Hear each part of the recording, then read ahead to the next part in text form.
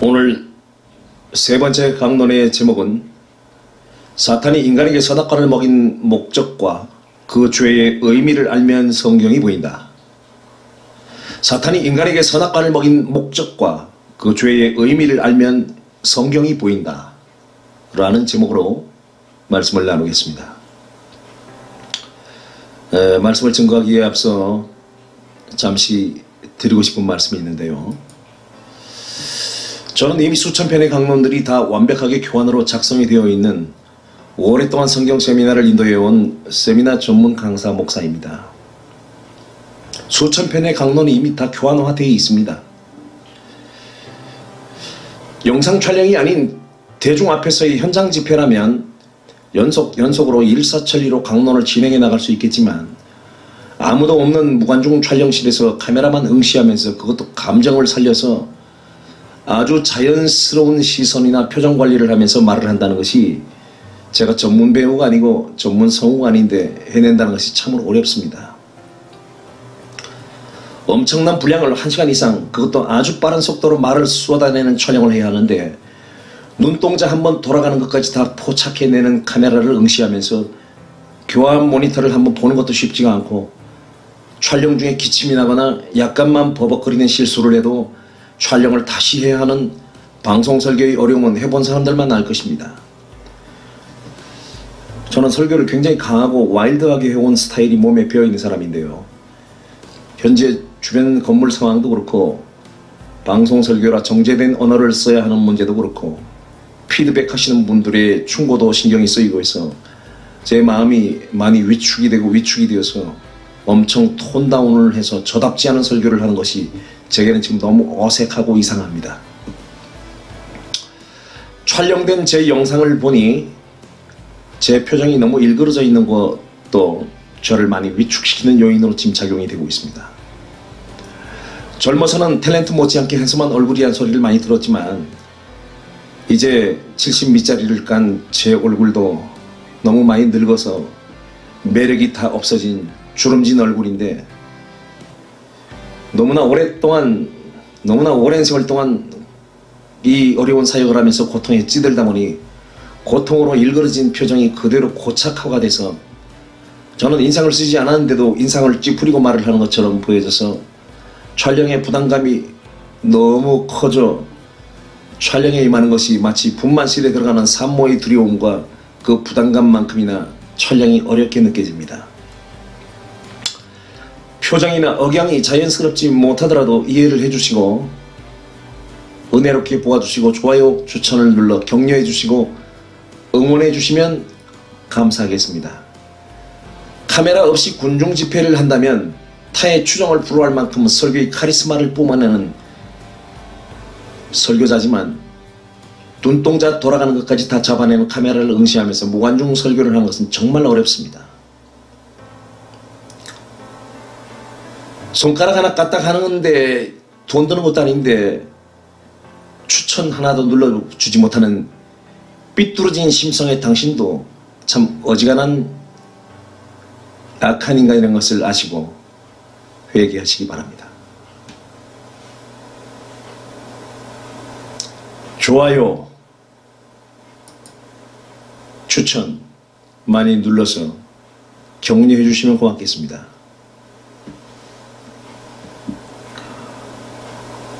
오늘의 강론이 세 번째 강론인데, 앞선 두 편의 강론 내용을 제대로 파악하신 분이시라면 지금의 신앙 논리는 틀린 정도가 아니라 그냥 폐기 처분을 시켜야 할 정도의 완전히 다른 이야기를 만들어 놓았다는 것을 아셨을 것입니다. 제 강론들은 들으면 들을수록 그 사실이 더욱더 선명해지고 더욱더 극명하게 드러납니다.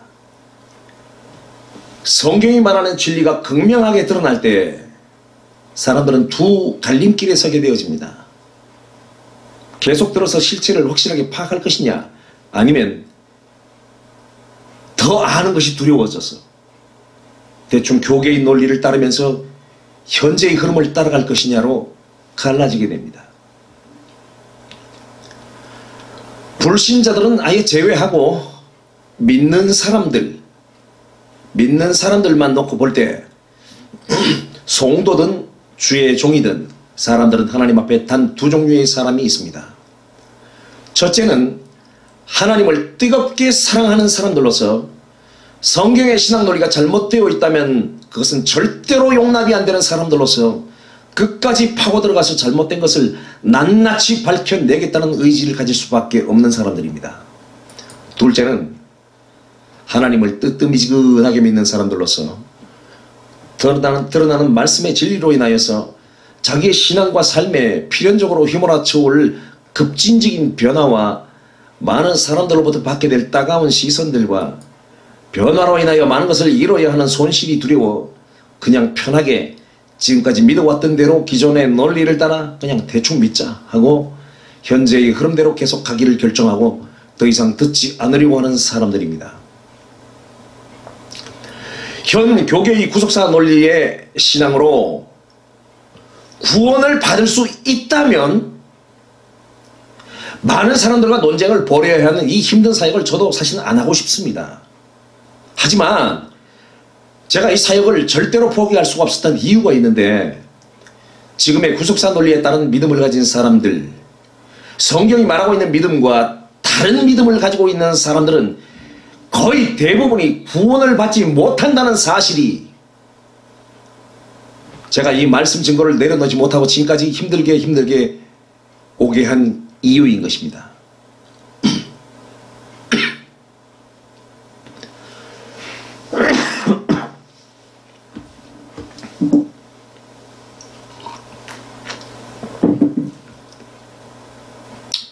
현 교계의 신학적 논리는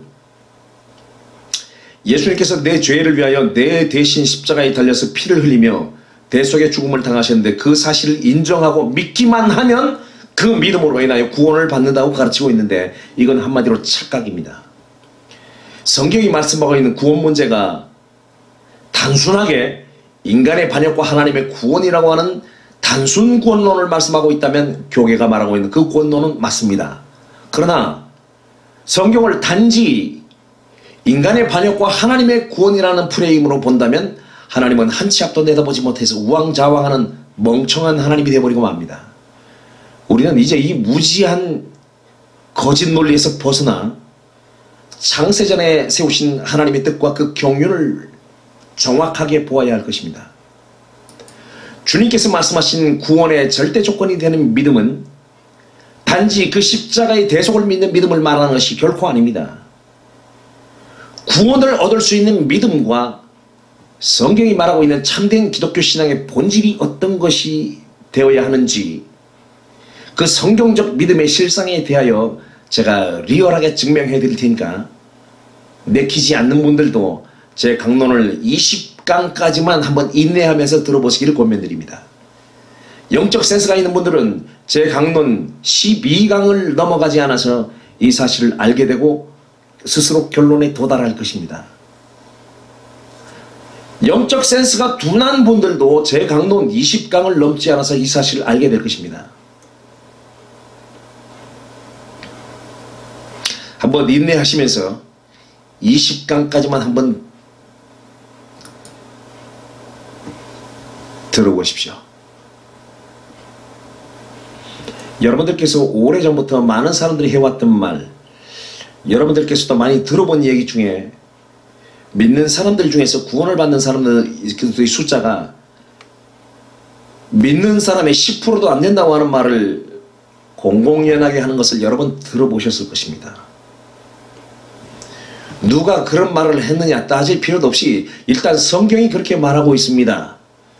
제자 중에 하나가 주님께 물었습니다. 주여 구원을 받는 이가 적으니가 하고 묻자 주님께서 좁은 문으로 들어가기를 힘쓰라. 그러나 구하여도 얻지 못하는 이가 많으니라 고 말씀하심으로써 구원받는 이가 극소수라는 사실을 주님께서 말씀해 주셨습니다. 생명으로 인도하는 문은 작고 그 길이 협착하여 찾는 이가 적고 멸망으로 인도하는 문이 크고 그 길이 넓어서 많은 사람들이 그 길로 간다고 말씀했습니다. 여러분, 생명으로 인도하는 문은 작고 협착해서 찾는 이가 적다라고 했는데요. 영어 성경을 보면 only few find it라고 되어 있습니다. 매우 적은 숫자만이 그 문을 발견한대요. 문이 너무 작아서 사람들이 그 문을 그게 문이라고 생각을 못한다는 것입니다.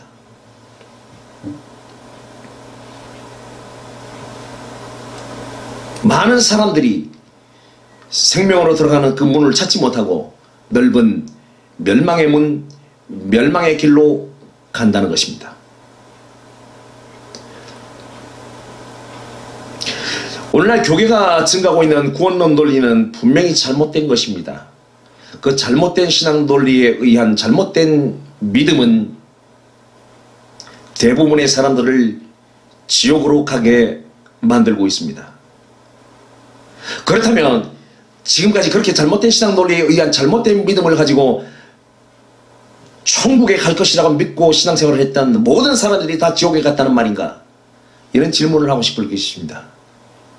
제가 언젠가 왕의 법과 왕의 특례, 왕의 법과 왕의 특례라고 하는 설교를 한번 해드릴 테니까 한번 들어보시기 바랍니다. 지금의 신앙 논리에 의한 그 엉터리 믿음을 가지고는 왕의 법을 통과할 사람이 없습니다.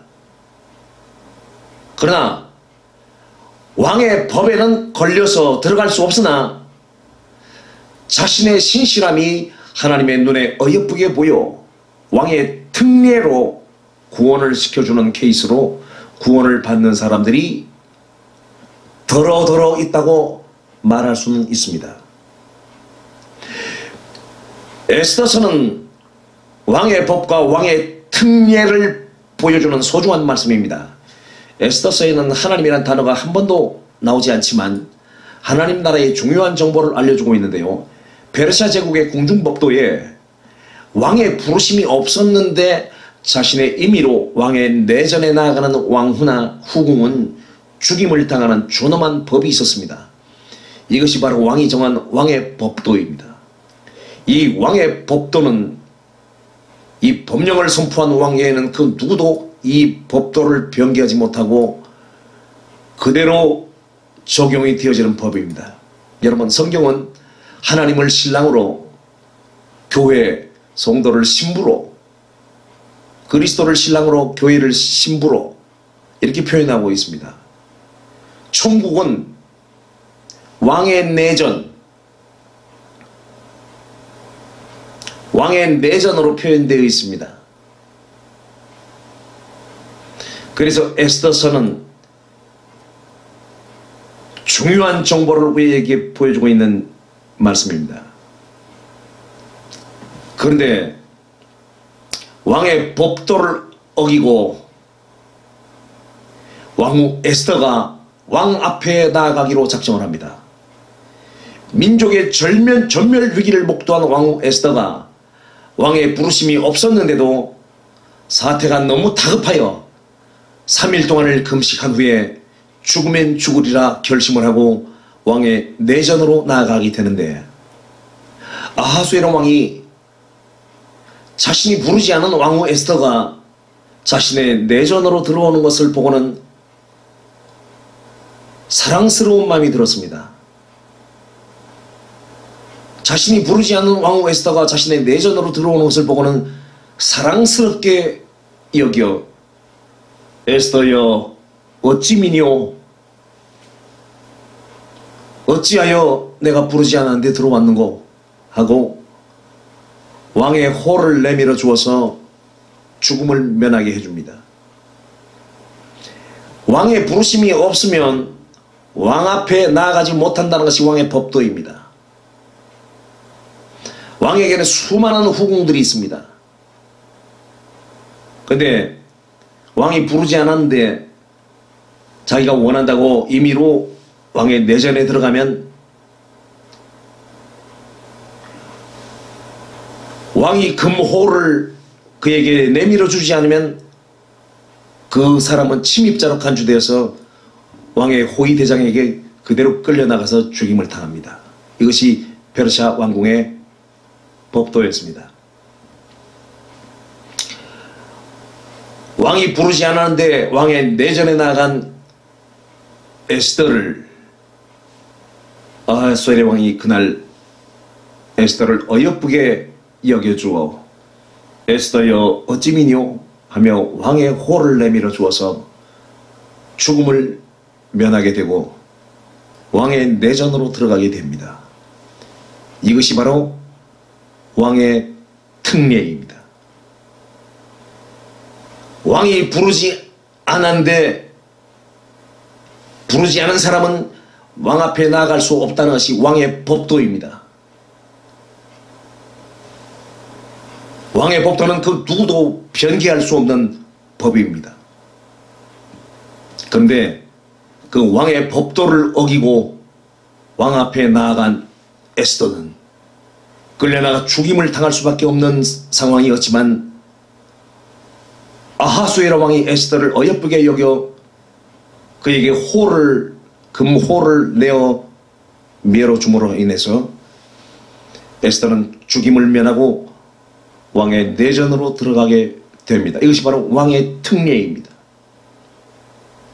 잘못된 신앙 논리에 따른 잘못된 믿음으로 그동안 구원을 받은 사람들이 있어 왔던 것은 그를 사랑스럽게 여겨 호를 내밀어 주신 왕 대신 하나님의 특례로 인한 구원이 있었을 뿐 그 엉터리 믿음으로 왕의 법도를 통과할 수 있는 구원은 아니었다는 것입니다. 그러나 그 엉터리 믿음으로도 왕의 특례 구원 덕분에 다행스럽게 구원을 받은 사람들이 있어 온 것으로 인하여 그 엉터리 믿음을 정당화, 법제화, 정통화 시킬 수는 없는 것과 동일한 것입니다. 에스더가 왕의 허락을 받지 않은 상태에서 나가는 것이 성공했다고 해서 매번 그렇게 나갈 수 있다는 것은 아닙니다. 왕의 법은 법이고 왕의 특례는 특례인 것입니다. 특례는 항상 주어지는 것이 아닙니다. 특례는 정당화되어 있는 것이 아니고 법제화되어 있는 것이 아니고 정통화된 것이 아닙니다.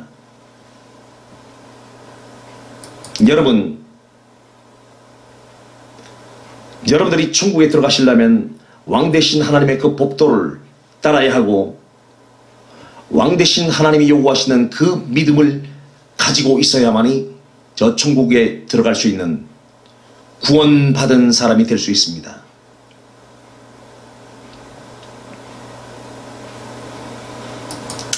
성경이 말씀하고 있는 믿음이 아닌 다른 믿음을 가지고 있는 사람은 한평생 예수를 믿고 신앙생활을 했다 할지라도 결단코 천국에 들어갈 수 없다는 것을, 구원받을 수 없다는 것을 저는 분명하게 말씀드리고 그것을 앞으로 계속 입증해 나갈 것입니다.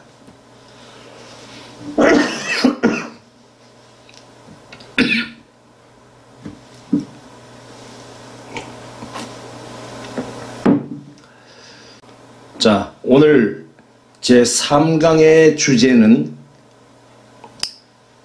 사탄이 인간에게 선악과를 먹인 목적과 그 죄의 의미를 알면 성경이 보인다.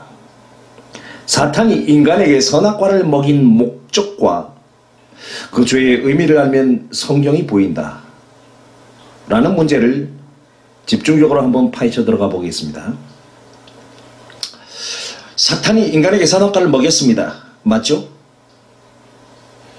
그런데 사탄이 아무 의미 없이 그냥 심심해서 인간에게 선악과는 한번 먹여볼까 하고 그냥 재미로 먹인 것은 아닐 것입니다. 그렇겠죠?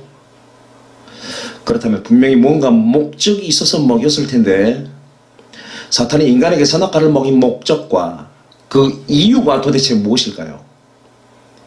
분명히 사탄의 목적과 이유가 있어서 인간에게 선악과를 먹인 것입니다. 근데 정말 웃기는 것이 뭐냐 하면 사탄이 인간에게 선악과를 먹인 목적과 이유가 분명히 있는데 교계의 모든 목사님들은 에덴 동산에서 벌어진 선악과를 먹은 사건을 이야기할 때 사탄이 인간에게 선악과를 먹인 그 사탄의 목적과 이유를 분석해 보려 하지 않고 단지 인간이 사탄에게 속아서 사탄의 말을 듣고 선악과를 다 먹음으로 범죄를 하였다고 인간의 범죄만을 크로즈업시켜서 말을 합니다. 왜 그들은 인간에게 선악과를 먹인 사탄의 그 목적과 그 이유를 분석하지 않고 사탄의 그 목적과 이유를 설명하지 않을까요? 이상하지 않습니까? 왜 그들은 사탄의 범죄에 대해서는 그토록 철저하게 함구를 할까요? 모든 설교자들이 설교를 작성할 때 제일 먼저 하는 작업이 본문의 내용과 사건의 전말을 분석하는 분석이 설교 작성의 1단계 작업입니다. 그러므로 분석하기를 좋아하고 분석한 데는 도 같은 목사님들이 왜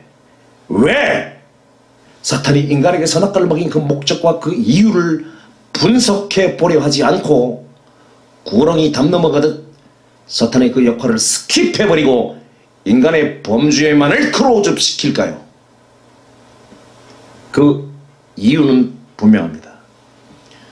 사탄이 인간에게 선악과를 먹인 그 목적과 이유를 분석해서 이야기를 하게 되면 성경의 내용이 인간의 반역과 하나님의 구원이라고 하는 구속사 논리로 흐르지 않고 하나님의 사탄 심판의 경륜이 드러나게 되어지므로 성경의 대동맥이 사탄 심판론으로 흘러가면서 구속사 논리의 프레임이 깨어지기 때문입니다.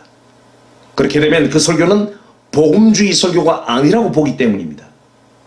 그러므로 이 구속사 논리의 그 신학 이론은 하나님의 뜻과 경륜을 유기시키는 성령 회방죄라고 하는 직행 논리이며 범죄자 사탄의 죄를 은폐시켜주는 사탄 옹호자가 되게 만드는 논리인 것입니다. 결국은 신학 논리가 잘못되어 있기 때문에 오늘날에 이런 비극적인 사태가 벌어지게 된 것입니다. 신학 논리가 잘못되어 있으면 결국은 모든 설교가 다 빗나가게 되어집니다. 그래서 성경이 말씀하고 있는 그대로 신학 논리를 빨리 바로잡아야 하는 것입니다. 오늘 제가 이 강론을 통하여서 이런 사실을 아주 리얼하고 소름 끼치게 드러내서 증거해 드리겠습니다.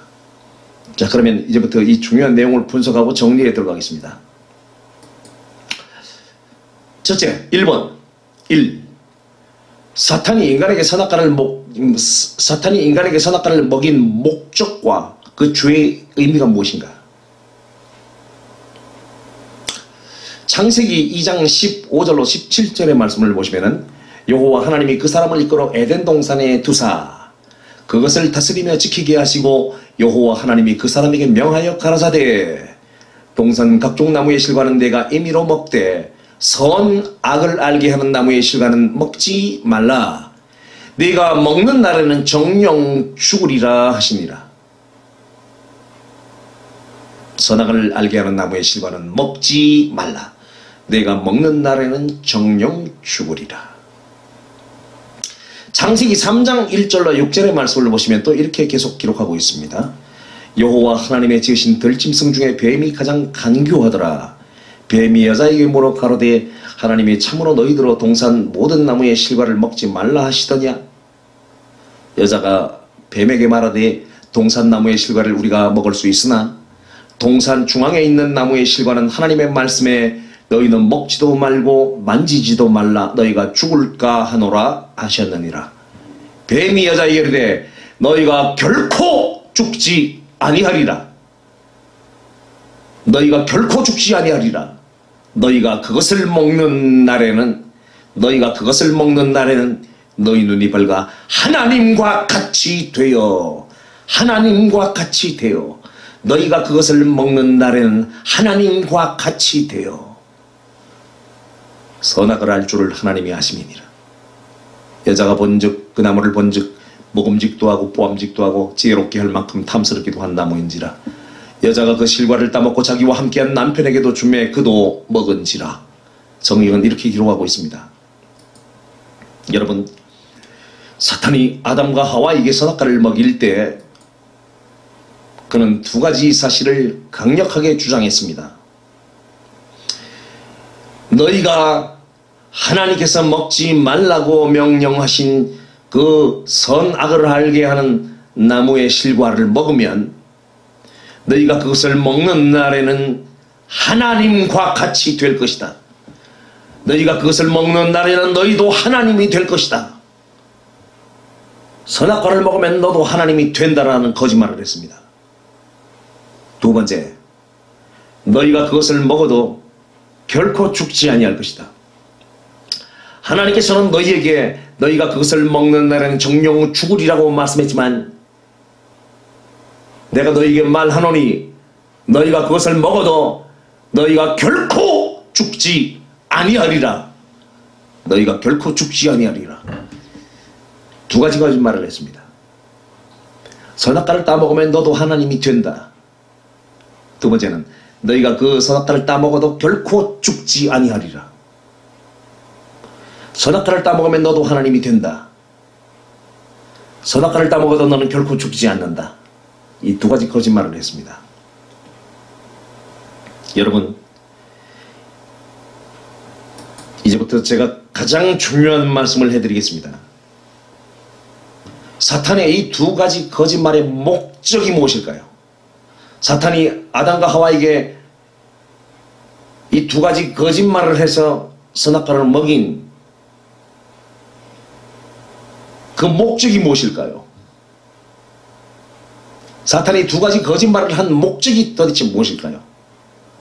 첫째 거짓말, 먹으면 너도 하나님이 된다 라는 거짓말을 분석해 보겠습니다. 첫째 거짓말의 목적과 이유는 하나님의 유일신 되심을 부정하는 반역의 그 목적이 있습니다. 하나님의 유일신 되심을 부정하기 위한 목적이었습니다. 여러분, 성경 전체를 읽어보세요. 하나님은 당신만이 유일한 참신이라는 것을 창세기부터 요한계시록까지 쭉 증거하고 있습니다. 그런데 사탄은 하나님의 유일신 되심을 부정했습니다. 왜 당신만 하나님이요? 나도 하나님이 될 수 있고 아담과 하와도 하나님이 될 수 있고 누구나 다 하나님이 될 수 있는 거 아니요? 누구나 다 신이 될 수 있다 라는 주장을 함으로써 하나님의 유일신 되심을 부정하는 하나님에 대한 반역이 그 거짓말의 목적이었습니다. 왜 하나님 당신만이 신인가? 누구나 다 신은 될 수 있어. 누구나 다 신이 될 수 있는 것이다. 하나님이 왜 너에게 선악과를 먹지 말라고 한 줄 아니? 너희가 선악과를 따먹고 신이 될까봐 하나님이 먹지 말라고 한 거야, 이 바보들아. 그러니까 따먹고 하나님이 돼. 누구나 다 신이 될 수 있다는 논리를 펴므로써 하나님만이 유일한 신이라는 사실을 부정해버린 것입니다. 사탄의 그 첫 번째 거짓말의 목적은 하나님의 유일신 되심을 부정하는 반역이 목적이었습니다. 둘째 거짓말, 하나님은 분명히 말씀하시기를 너희가 그것을 먹는 날에는 정령 죽으리라고 말씀했지만 사탄은 말합니다. 너희가 그것을 먹어도 결코 죽지 아니하리라. 너희가 결코 죽지 않는다. 이 둘째 거짓말의 목적은 하나님의 심판을 부정한 것입니다. 선악과를 따먹으면 너희가 정녕 죽을 것이라고 했단 말이지, 내가 너희에게 이르노니 너희가 선악과를 따먹어도 결코 죽지 아니하리라. 결코 심판 같은 것은 없어. 결코 없어. 나를 봐라.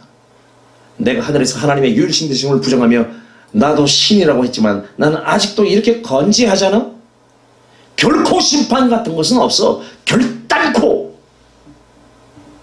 네가 만약 선악과를 먹으면 너도 하나님이 될 것이야. 그리고 너는 결코 죽지 않아. 결코. 심판 같은 것은 없어. 결코. 나를 봐. 하늘에서 그렇게 반역을 했는데 나는 아직도 이렇게 건지하잖아. If you too become God, you shall never die. Never. There is no such thing as a rapture. Never. Look at me. So far, I'm alive with no problems. There is no such thing as judge. You shall never die. Never. 여러분, 사탄의 이 망령된 말을 들으십니까? 여러분, 절대 이 장면을 주목하셔야 합니다. 너도 하나님이 될 수 있고 하나님은 절대로 유일신이 아니며 누구든지 신은 될 수 있어 라고 소리치며 심판 같은 것은 절대로 없다고 망발을 쏟아내는 이 사탄의 말을 주목하십시오. 그러므로 성경의 핵심적인 내용은 이 사탄의 두 가지 망발을 처단하기 위한 심판의 내용들로 가득 채워지게 될 수밖에 없는 것입니다. 너도 신이 될 수 있고 누구나 신이 될 수 있어? 그렇다면 가짜 신들을 모조리 다 멸하는 것을 보여주므로 나만 신이라는 것을 드러내 보여줄게.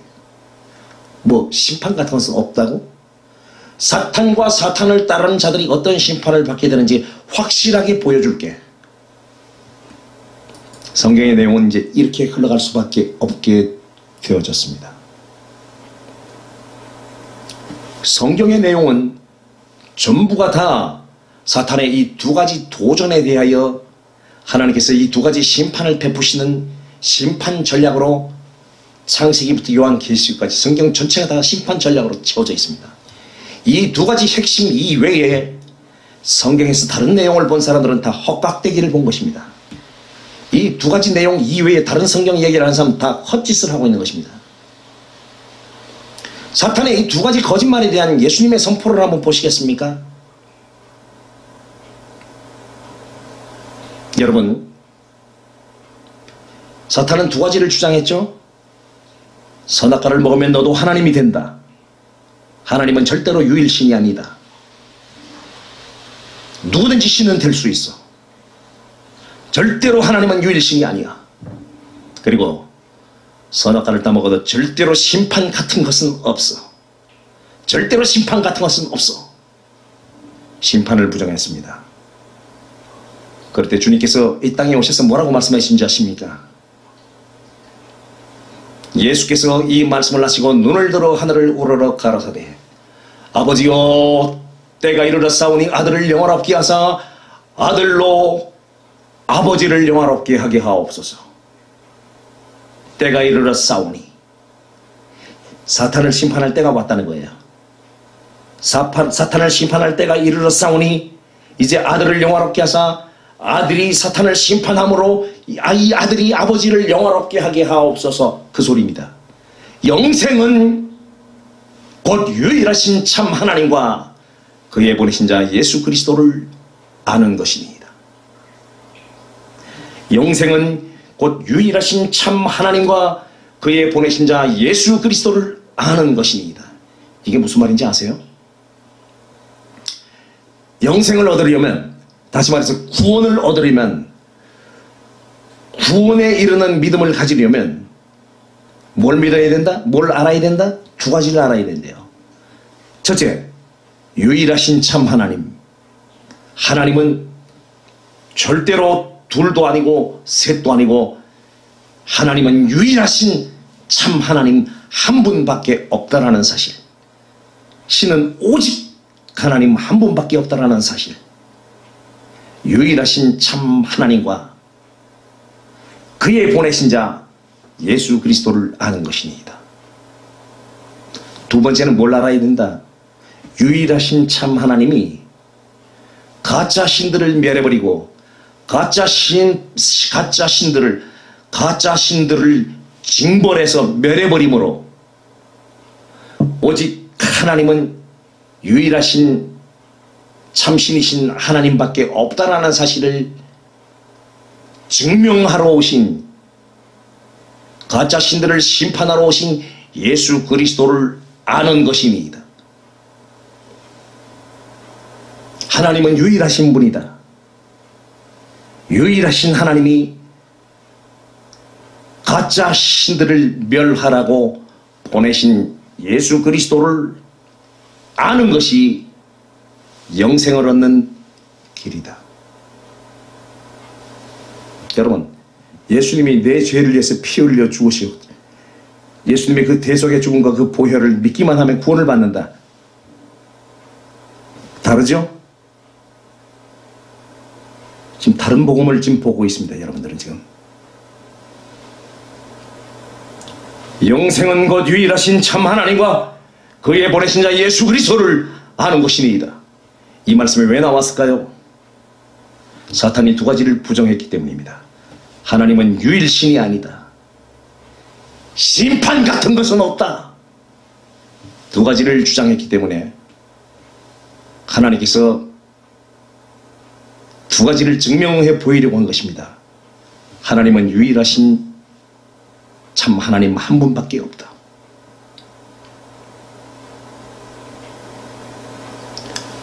자기도 신이라고 주장한 자칭 신들을 모조리 진멸시키라고 하나님이 그 아들 예수 그리스도를 이 세상에 보내셨다. 그래서 그 예수 그리스도가 사탄의 부추김으로 범죄하고 넘어진 인간들을 구속하여서 성도로 교회로 세워 성령을 부어주심으로 그 성도의 발 아래 사탄이 깨어지게 만들므로써 예수 그리스도와 성도를 통해서 가짜 신들을 모조리 징벌해버리고 진멸시켜버리는 심판을 통하여 하나님만이 유일한 참 신이라는 사실을 드러내기 위해서 예수 그리스도를 보내셨다라는 사실을 믿고 그 일을 하는 자에게 영생을 주신다. 구원을 주신다. 라는 것이 성경이 말하는 것입니다. 예수님의 그 대속의 죽음과 보혈을 믿기만 하면 구원을 받는다. 그것은 종교 사기입니다. 성경이 말하는 것과 비슷하긴 한데 성경은 절대 그렇게 말하지 않습니다. 제가 그 이유를 좀 더 정확하게 파고 들어가면서 조금 이따가 제가 확실하게 설명을 해드리겠습니다. 조금만 더 들어보세요.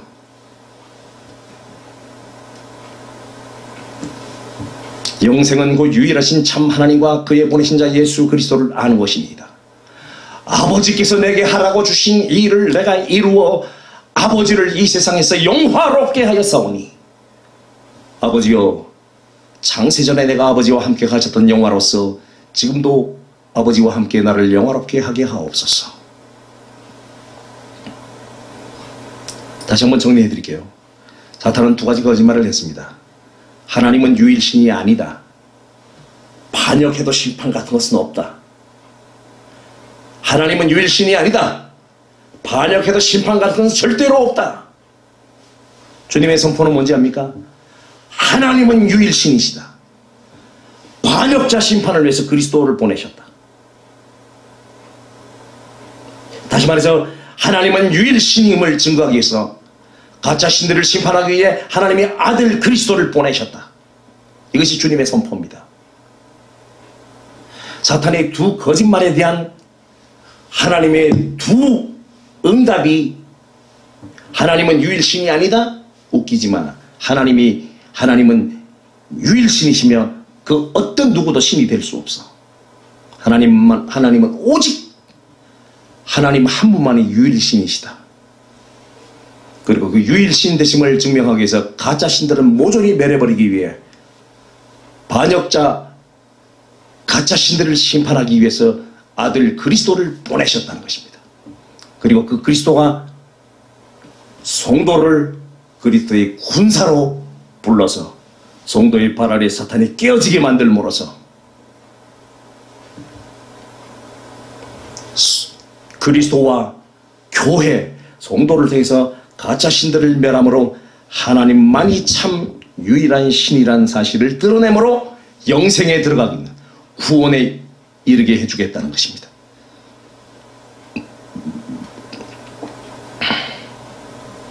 사탄은 거짓말쟁이입니다. 처음부터 그 속에 진리가 없으므로 거짓을 말했습니다. 여러분, 성경이 말하는 진리가 무엇입니까?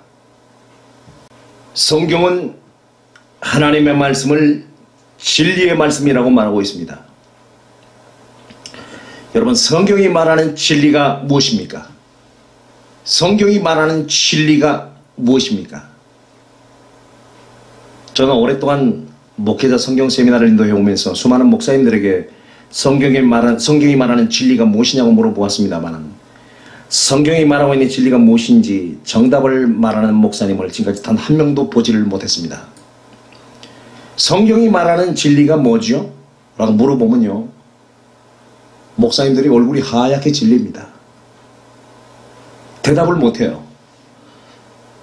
한참을 머뭇거리고 있다가 겨우 한다는 말이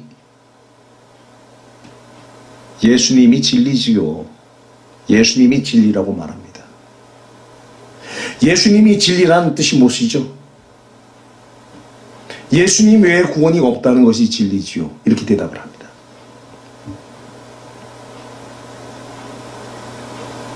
여러분, 제가 4강이나 5강쯤에 가서 은혜와 진리를 구분해서 정확하게 설명을 해드리겠습니다만 성경이 말하는 진리는 그것이 아닙니다. 성경이 말하는 진리는 무엇이냐? 조금 전에 제가 설명해드린 거예요. 사탄은 두 가지 거짓말을 했죠. 하나님은 유일신이 아니다. 반역해도 심판 같은 것은 절대로 없다. 여기에 대한 하나님의 답변입니다. 웃기지 마. 하나님은 유일신이야. 반역자 심판을 위해서 그리스도가 오셨다. 반역자 심판을 위해 내 아들을 보냈다. 내 아들이 너를 심판할 것이다.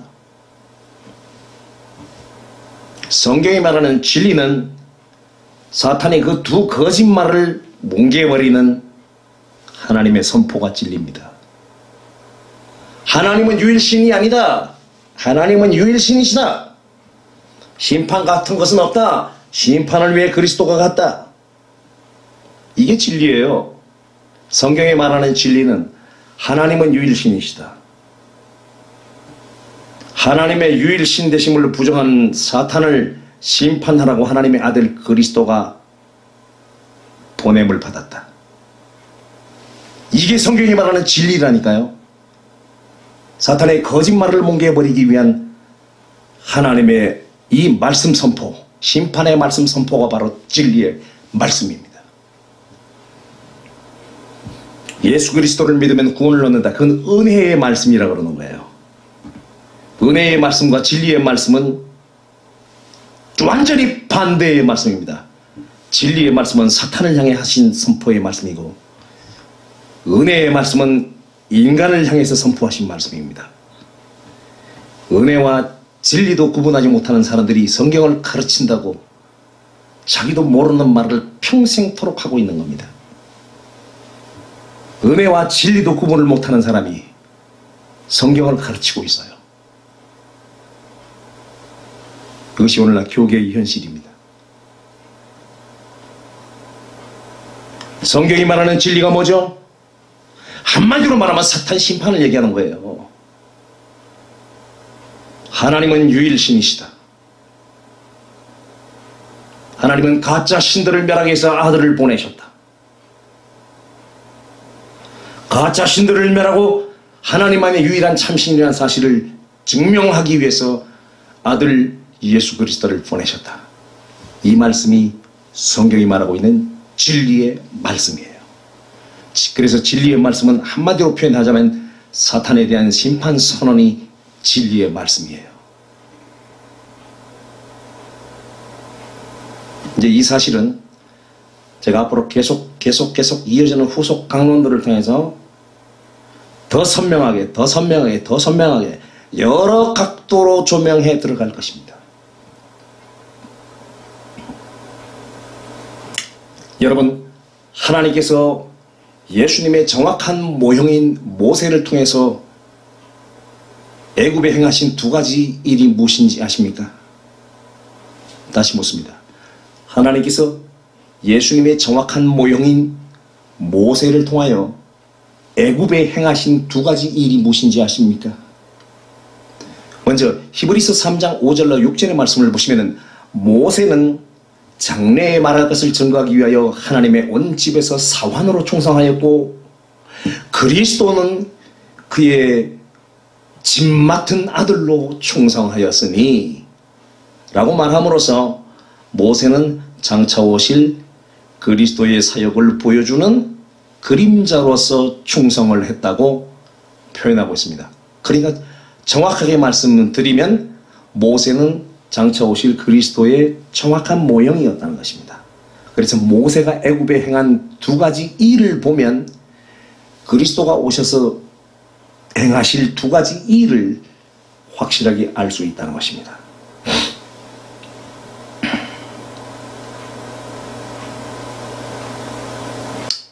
모세를 통해서 애굽에 하나님이 행하신 두 가지 일이 무엇인지 아십니까? 첫째, 모세가 예수님의 모형인, 예수님의 정확한 모형인 모세가 애굽에서 행한 첫 번째 일은 10가지 재앙을 내림으로 애굽인들이 섬기는 애굽의 10개의 가짜 신들을 징벌하심으로 애굽인들이 섬기는 10개의 신들이 가짜 신이라는 것을 증명해 보이려는 것입니다. 그래서 애굽에 내려진 10재앙을 가리켜 애굽의 신들을 벌하는 날이라고 말한 것입니다.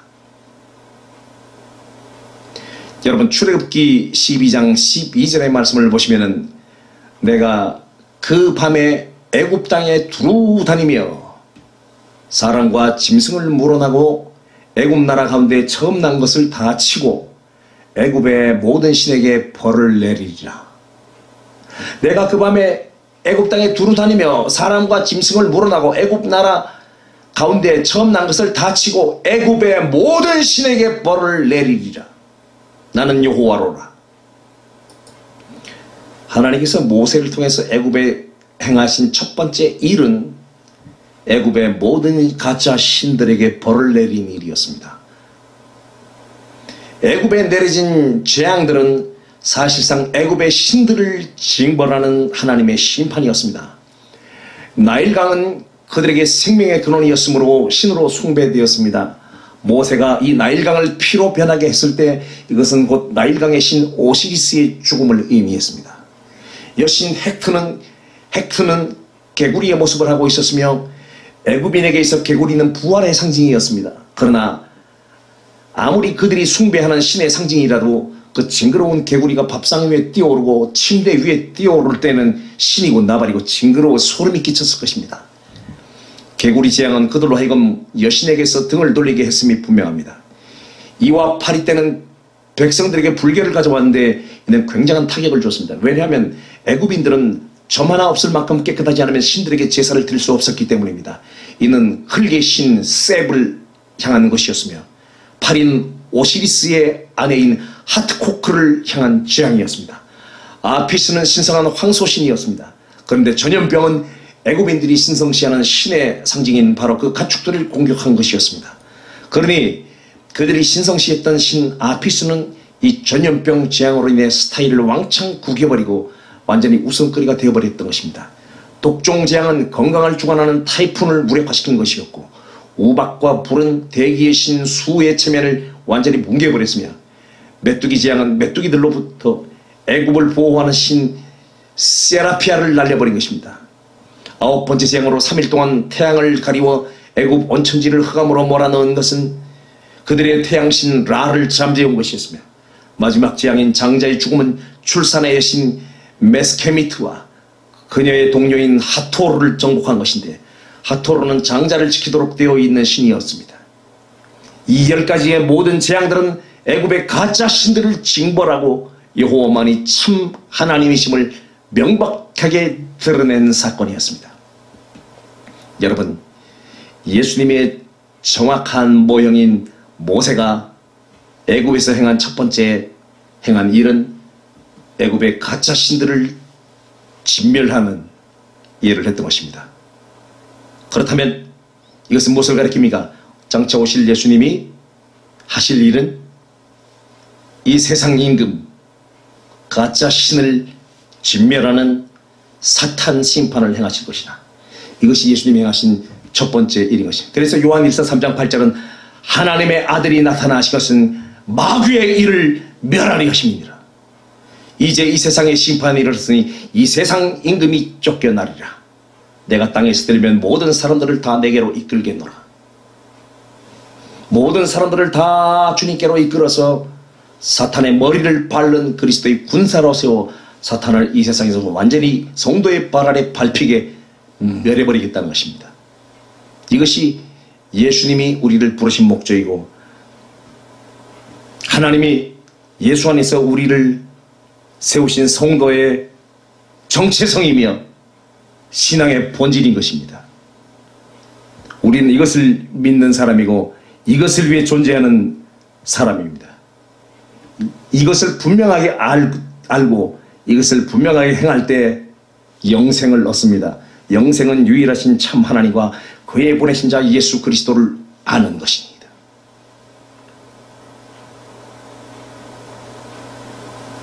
둘째,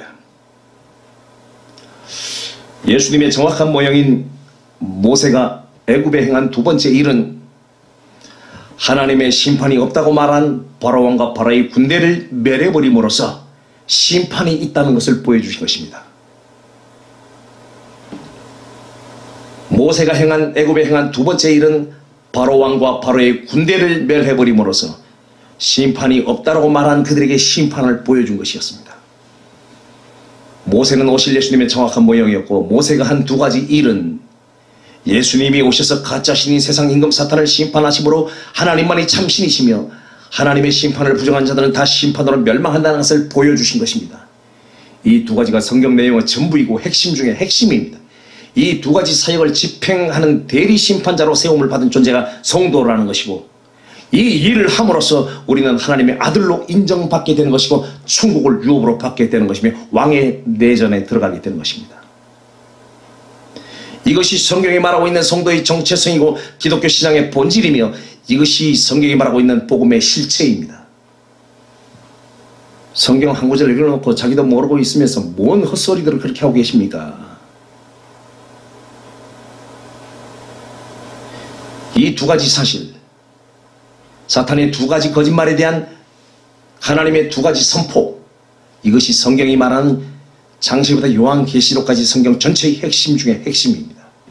이 두 가지 이외의 모든 말은 다 헛각대기예요. 다 헛소리라고요.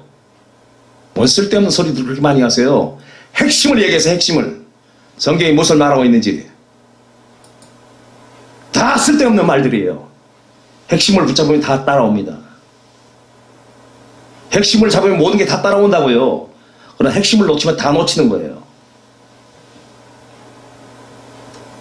요한복음 8장 43절 어찌하여 내 말을 깨닫지 못하느냐 이는 내 말을 들을 줄 알지 못함이로다. 너희는 너희 아비 마귀에게서 났으니. 어찌하여 내 말을 깨닫지 못하느냐 너희는 너희 아비 마귀에게서 났으니. 너희가 이 진리를 깨닫지 못하는 이유는 너희가 마귀 새끼이기 때문에 못 깨닫는다는 거예요. 진리가 그 속에 없으므로 진리에 서지 못하고 거짓을 말할 때마다 저것으로 말하나니 이는 저가 거짓말장이요 거짓의 아비가 되었습니다.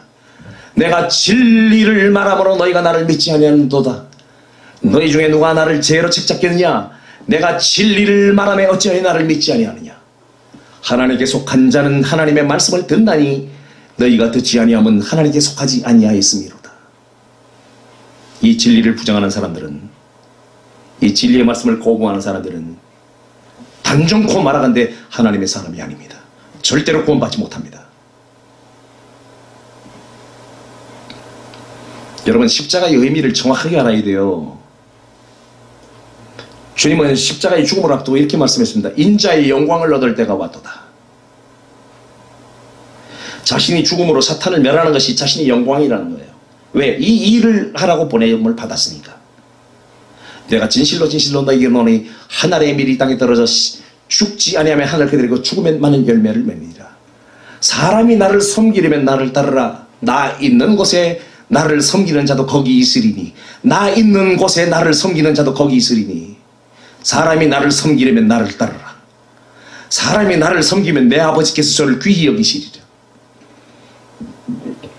지금 내 마음이 민망하니 무슨 말을 하리요? 아버지요, 나를 구원하여 이때를 면하게 하여 주옵소서. 그러나 내가 이를 위하여 이때에 왔나이다. 내가 이를 위하여 이때에 왔나이다. 이가 뭐예요?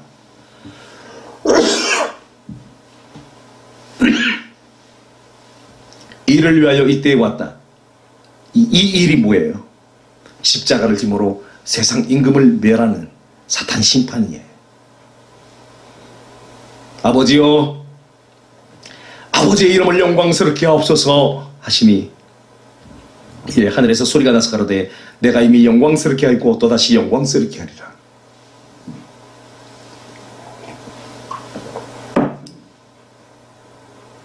길에 서서 들은 무리는 우레가 울었다고도 하며 또 어떤 이들은 천사가 저에게 말하고 있다고 하니 예수께서 대답하여 가시되 이 소리가 난 것은 나를 위한 것이 아니라 너희를 위한 것이라.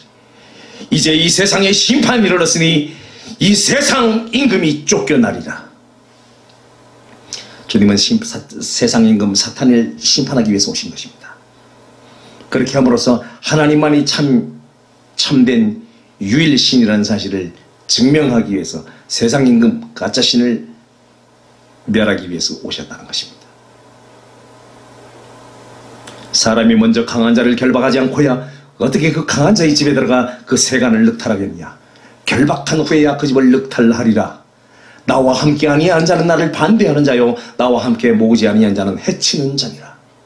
그러므로 내가 너희에게 이르노니 사람의 모든 죄와 회방은 사하심을 얻되 성령을 회방하는 것은 사하심을 얻지 못하겠고 또 누구든지 말로 인자를 거역하면 사하심을 얻되 누구든지 말로 성령을 거역하면 이 세상과 오는 세상에도 사하심을 얻지 못하리라. 여러분, 사탄을 심판하기 위해서 오신 예수 그리스도를 자꾸 인간을 구원하기 위해서만 왔다고 자꾸 하니 아버지가 보내신 그 목적, 성령의 뜻을 회방하는 거예요. 누구든지 말로 성령을 거역하면 이 세상과 오는 세상에도 영원히 사하심을 얻지 못한다고 성경은 분명히 말하고 있어요.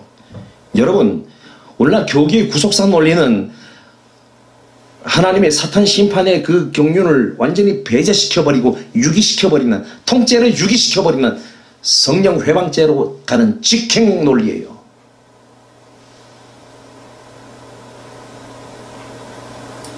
여러분, 오늘 이 사실을 이 슬링스톤 목사의 강론을 통해서 깨닫지 못한다면 당신은 죽어서 이 사실을 깨닫게 된 것입니다. 당신이 죽어서 이 사실을 깨닫게 될 때는 당신은 이미 지옥불 속에 들어가 있을 때입니다. 예수님께서 어느 날 제자들에게 물으셨습니다. 세상 사람들이 나를 누구라 하느냐?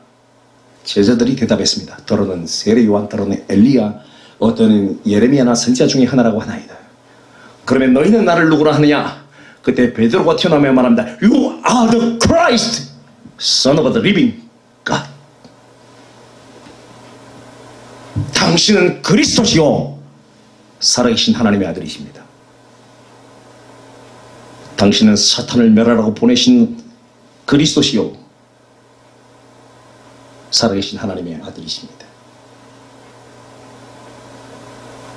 정확한 대답을 했습니다.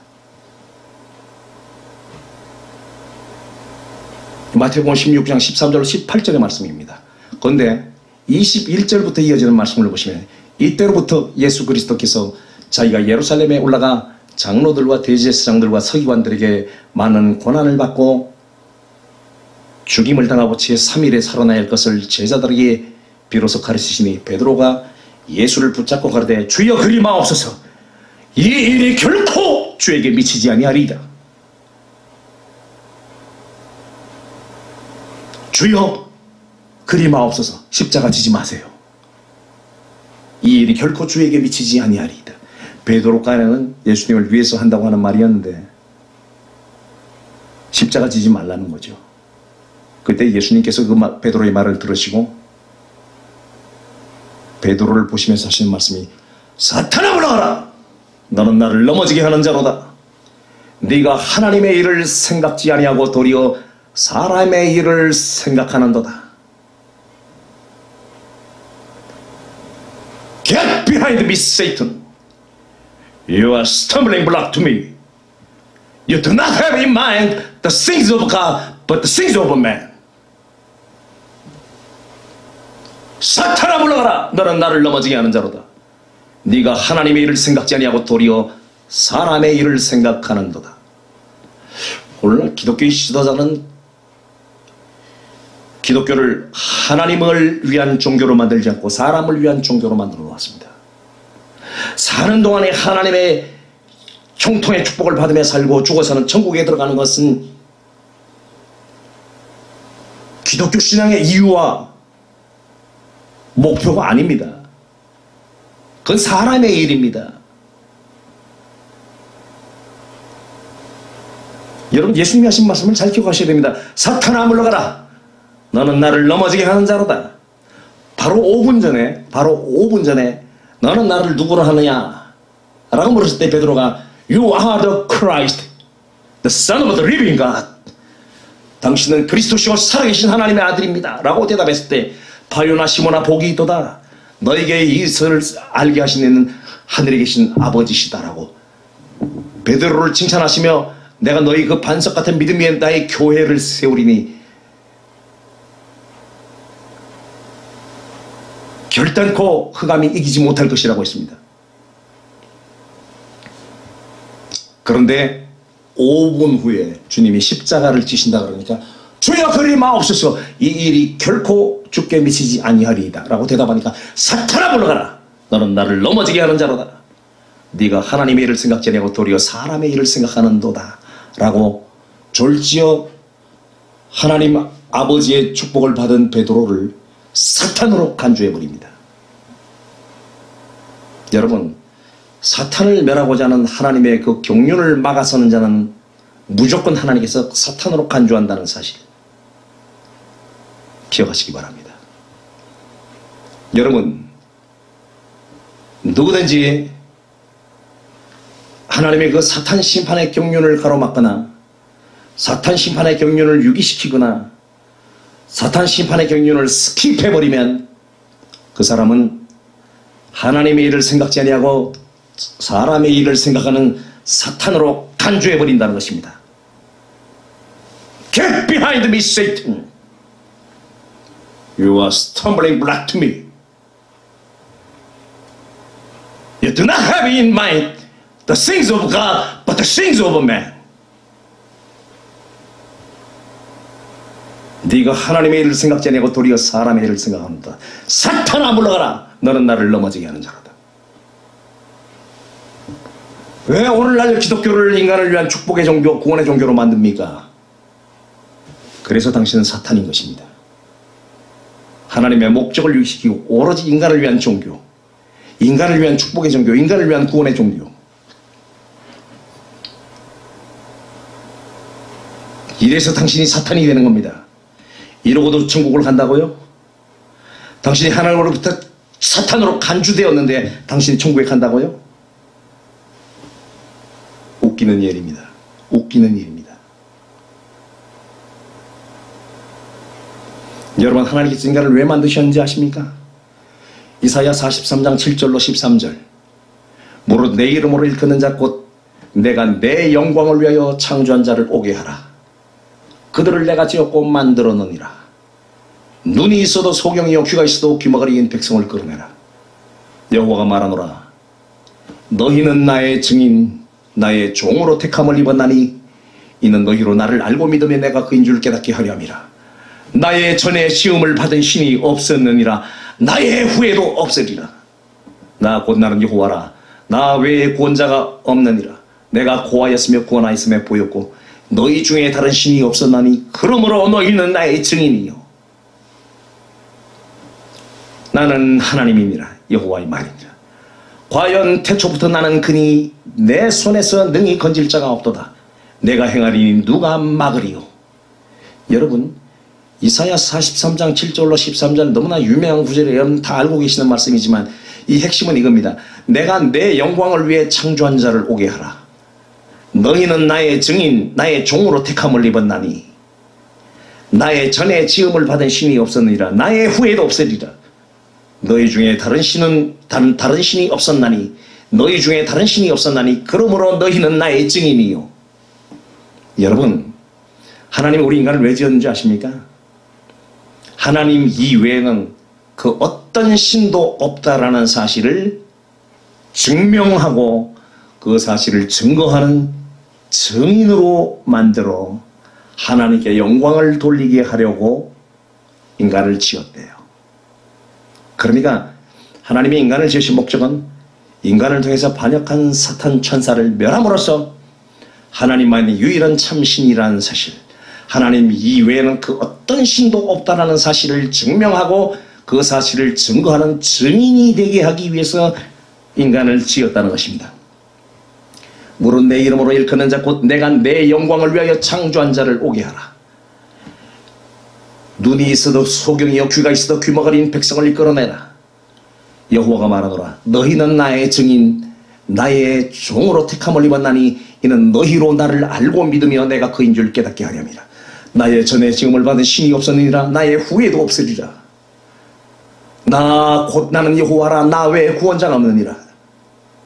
내가 고하였으며 구원하였고 보였으며 너희 중에 다른 신이 없었나니 그러므로 너희는 나의 증인이요 나는 하나님이니라. 여호와의 말이니라. 여러분, 하나님께서 그리스도를 통하여 성도를 왜 교회로 부르셨는지, 성도로 부르셨는지, 왜 성령을 부어서 하나님을 아버지라 부르게 했는지 그 이유를 아십니까? 하나님만이 유일한 참신이라는 사실을 증거하는 증인이 되게 하기 위해서 성령을 부어주셨다는 것입니다. 사도행전 1장 8절 오직 성령이 너희에게 임하시면 너희가 권능을 받고 예루살렘과 온 유대와 사마리아와 땅끝까지 이르러 내 증인이 되리라. Only Holy Spirit has come upon you and you shall receive the power and you shall be my witness. 오직 성령이 너희에게 마시면 너희가 권능을 받고 내 증인이 되리라.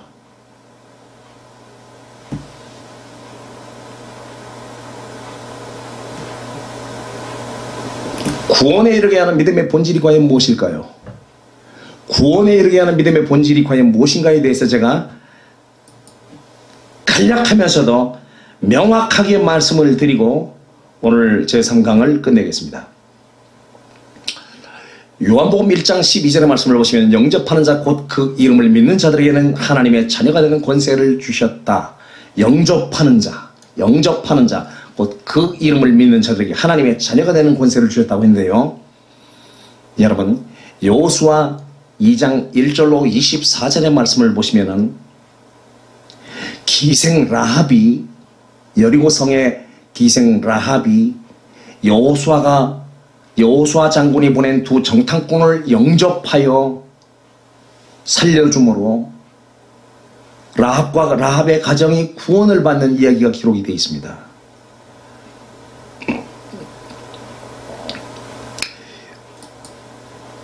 여호수아 장군이 여리고성을 함락시키기 전에 정탐꾼들을 여리고성으로 잠입을 시켰습니다. 그런데 정탐꾼 2명이 발각이 됐습니다. 그래서 두 정탐꾼이 어느 집에 후닥닥 하고 뛰어들어갔는데 그 집이 기생 라합의 집이었습니다.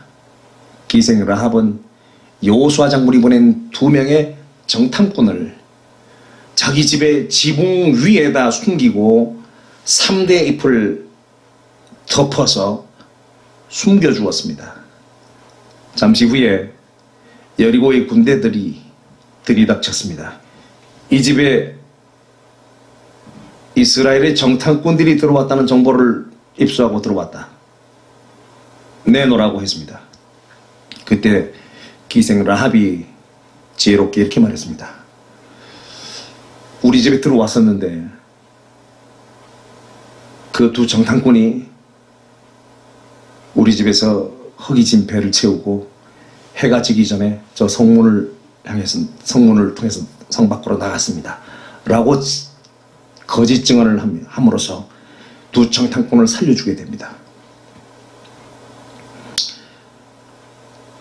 그 추격 군대를 따돌리고 난 이후에 기생 라합이 두 정탐꾼에게 말합니다.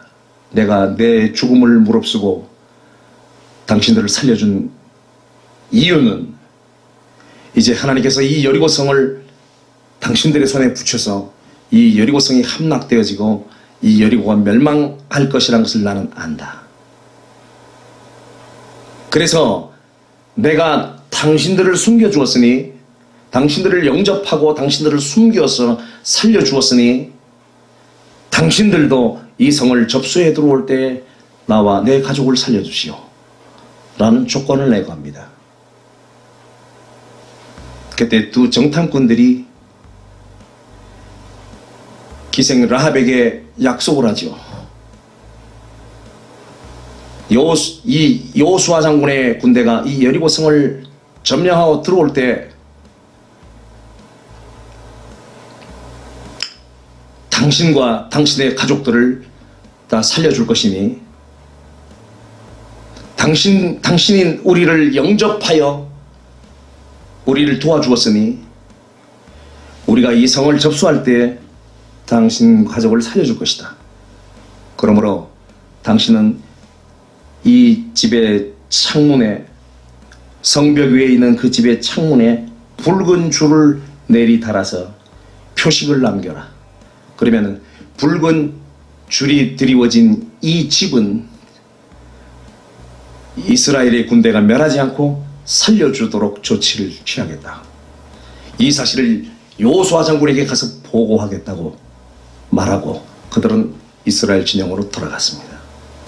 그리고 여리고성이 무너지는 날 기생 라합과 기생 라합의 가족은 그 멸망에서 구원을 받았습니다. 여러분, 이 이야기를 단순한 얘기로 생각하시면 안 됩니다. 기생 라합과 그의 가족이 구원을 받은 것은 여호수아 장군이 보낸 두 정탐꾼을 영접함으로 얻은 구원이었습니다. 여러분, 이 사실을 성경은 이렇게 말하고 있습니다. 여호수아 6장 16절 17절에 말씀을 보시면 여호수아가 백성에게 이르되 외치라. 여호와께서 너희에게 이 성을 주셨느니라. 이 성과 그 가운데 있는 모든 물건은 여호와께 바치되 기생 라합과 무릇 그 집에 동거하는 자는 살리라. 이는 그가 우리의 보낸 사자를 숨겼음이니라. 이는 그가 우리의 보낸 사자를 영접하여 숨겨주었습니다. 야고보서 2장 24절로 25절의 말씀은 이렇게 말합니다. 이로 보건대 사람이 행함으로 의롭다 하심을 받고 믿음으로만 아니라 또 이와 같이 기생 라합이 사자를 접대하여 다른 길로 나가게 할 때에 행함으로 의롭다 하심을 받은 것이 아니냐. 중요한 말입니다. 이로 보건대 사람이 행함으로 의롭다 하심을 받고 믿음으로만 아니니라. 또 이와 같이 기생 라합이 사자를 접대하여 사자를 영접하여 다른 길로 나가게 할 때 추격 군대와 다른 방향으로 나가게 해서 이스라엘 진영으로 돌아갈 수 있게 만들어 주었을 때에 행함으로 의롭다 하심을 받은 것이 아니냐. 히브리서 11장 31절은 이렇게 말합니다. 믿음으로 기생 라합은 정탐꾼을 평안히 영접하였으므로 순종치 아니한 자와 함께 멸망치 아니하였도다. 여러분, 기생 라합이 그 여리고 멸망의 날에 구원을 받을 수 있었던 것은 자기 집 창문에 붉은 줄을 내리 달았기 때문이 아니고 여호수아 장군이 보낸 사자를 영접했기 때문입니다. 여호수아 장군의 사자를 영접했기 때문에 그들은 구원을 받은 것입니다. 만약에 여호수아 라합과 그의 가족이 여호수아 장군의 보낸 정탐꾼을 영접하여 숨겨주는 그 일이 없이 창문에 붉은 줄만 내리 달았다면 구원을 받았을까요? 구원을 받을 턱이 없죠. 그 붉은 줄은 아무것도 아니에요.